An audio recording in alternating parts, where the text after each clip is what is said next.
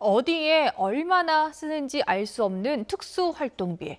청와대에 상납되기도 하고 또 국회의원의 쌈짓돈처럼 쓰였다는 사실이 확인되면서 큰 파문이 일었는데요.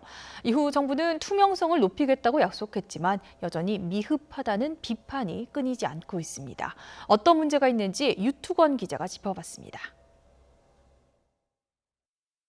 특수활동비의 사용처는 엄격하게 규정돼 있습니다. 기밀 유지가 요구되는 정보 수집이나 사건 수사, 그리고 각종 조사 활동을 위해서 예외적인 경우에 한해서 최소한의 범위로 요구하도록 돼 있습니다. 기밀 유지가 필요하기 때문에 별도로 영수증을 첨부하지 않아도 되고요. 그래서 깜깜이 예산이라고도 불립니다. 정부가 내년 예산에서 편성한 특수활동비는 2,870억 원, 올해보다 9% 정도가 줄어들긴 했지만 여전히 작지 않은 규모입니다. 네, 특수활동비에는 두 종류가 있습니다. 우선 청와대와 법무부 등 11개 기관에서 직접 편성한 453억 원이 있는데요. 그런데 사용처를 보면 보시는 것처럼 기밀과는 직접 관련이 없어 보이는 항목들이 수두룩합니다.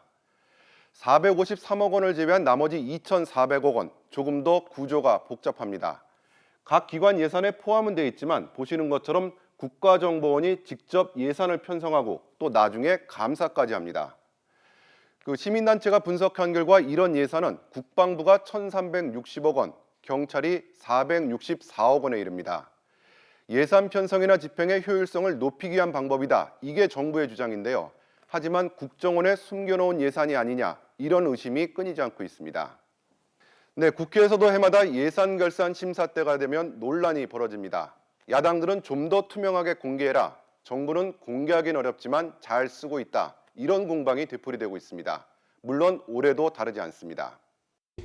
과거의 관행처럼 비서실, 안보실의 실장 수석들이 쓰던 특활비는 말씀하신 대로 그야말로 대폭 이미 삭감을 한 상태이고요. 매우 엄격하게 이제 집행을 하고 있습니다. 그런데 정부 규정에도 특수활동비의 사용 내역을 들여다볼 수 있는 견제 장치가 있습니다. 감사원이 권한을 갖고 있는데요. 그런데 문제는 지금까지 단 한 번도 제대로 실시한 적이 없다는 겁니다. 전문가의 설명 들어보시겠습니다. 사실 국회나 감사원에서도 지금 손을 놓고 있기 때문에 지금 이런 것이 굉장히 큰 문제고, 또 문제가 터졌을 때만 그때 지금 사후 검증을 하겠다고 발표하고 있습니다만, 네, 지금으로부터 4년 전 당시 야당이었던 지금의 여당, 이런 요구를 했습니다. 특수활동비 같은 경우에 왜 아무런 응답이 없습니까? 여당 대표께서도 약속을 했으니까 그래도 그에 최소한의 상응하는 투명화된 조치를 해주시고, 과연 해묵은 논란을 해결할 방법은 없는 건지 이젠 대답이 필요한 때입니다. YTN 유튜건입니다.